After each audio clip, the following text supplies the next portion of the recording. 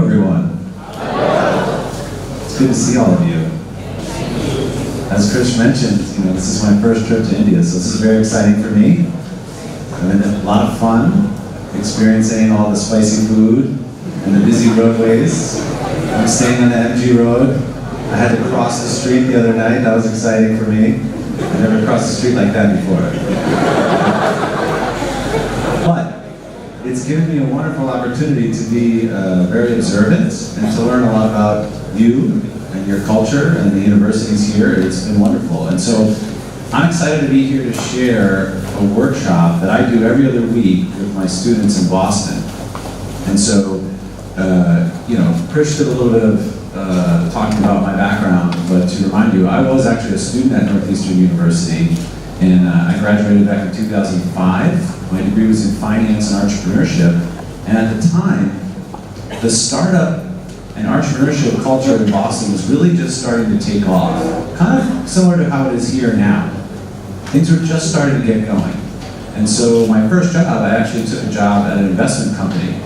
And I found that at the investment company, people were very afraid to say the phrase, "I don't know." They were afraid to ask questions. There was a culture in that kind of company where everybody had to act like they had all the answers. And then I made the switch to working at a startup company, a software company, really brilliant people. And I found that they were very excited to say, "I don't know," because it was an opportunity for them to learn. So these are some of the things that I want to share with you as you get going, right? As I've been touring around and giving talks, I find that people are not that excited about asking a question in a big group, and I understand that. And when I talk to you in a small group, then you have lots of questions, right? But I want you to keep in mind, it's exciting to say, "I don't know," or to ask a question, because that's your chance to learn. And learning is really what starting a company or making a new product is all about, right? You're trying to do something that's new, that hasn't been done before. So you'll need to be learning all along the way in order to make that work. So just to give you a little bit of information on our program back in Boston, it's called IDEA. This is a picture of the students in the IDEA lab. We have a room in the building where I work. And it was founded actually by students back in 2010. And I use a big group of students to help me run the program. And we work with over 350 ventures active right now. And we've launched just a little bit less than 50 different companies over the years that have been very successful. They've raised from investors $80 million US in investment as a group. So I don't know how many lakhs that is, but it's a lot of lakhs.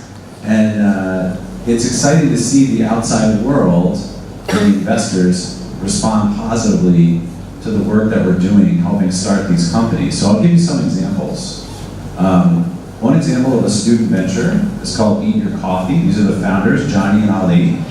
They decided that they wanted to make an energy bar that included a full shot of espresso in the bar so that you could eat your coffee on the way to class, and so you wouldn't fall asleep when you're in class, right? And you don't have to wait online to get coffee.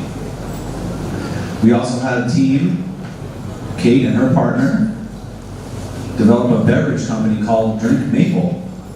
Drink Maple is maple water. Maple water, you're probably thinking, what is maple water?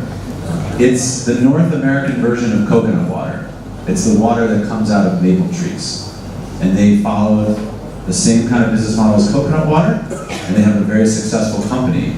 Now, beyond food, we've also got companies that work in materials. I've actually heard a lot of really good ideas around recycling from some of you, recycling bottles, recycling other kinds of waste. This is a group, the company is called Vareo, and they make skateboards out of recycled fish nets. So when the fishermen are done with their nets, they collect them, and they make them into pellets, and they make skateboards, and they make sunglasses. So a really cool product company founded by our students. We've also got a company called Moniker Guitar. So in the US, electric guitars are really big, and this company has a website where people can design their own guitar, and then they custom make it and ship it to them in the mail. And so beyond food and products, we also have some software and media companies. Esportudo was founded by 2 Brazilian students, and it's a sports website for the Brazilian market, and it's the fastest growing one. They get millions of viewers every month on their site, and they're doing really well.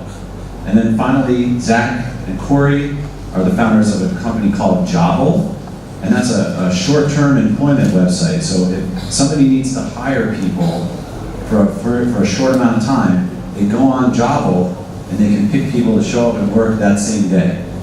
So that's just a quick set of examples of some of the companies that our students have come up with. Right? It ranges from food to products to software, and we try to take all kinds of ideas. And so our partnership with I2E is to try to take the methods that we've developed over the last 6 or 7 years and share them with you all, because we really believe that there are a lot of great ideas here. There are a lot of smart, energetic people here. And so what we really want to do is show you how to get started. When I ask those companies that were just up on the board, what did idea help them with the most when they come back to visit me? They always say, I had something in my mind, but I didn't know where to get started. And you showed me where to get started, right? So that's our hope today, is to give you a window into the program that we do in Boston, and to give you some ideas about how to keep developing your venture, right? Because I believe just about everybody in here has a product or a company that they want to work on.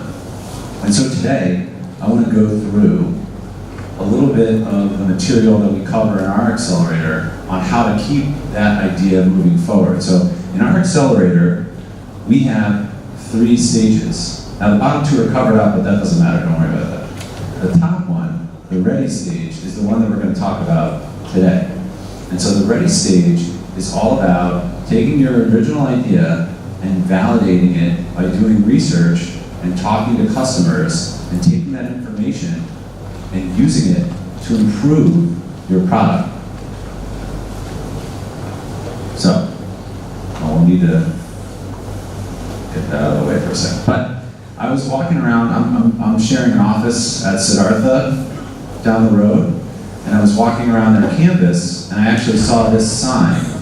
And I thought it was a pretty interesting sign, and it hits on what we're trying to talk about today. I just talked about where to get started, and the sign says the great aim of education is not knowledge, but action.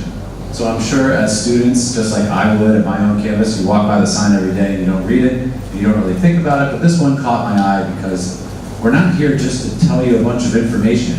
We're here to talk to you about how to start thinking about developing your venture. So before I go into our program, I wanted to play a little video. It's a TED Talk by an Indian student who's describing her process in solving a problem and developing a product for her uncle. And I thought it was a great example of the mindset that we hope you all will have. So if we could just play this video.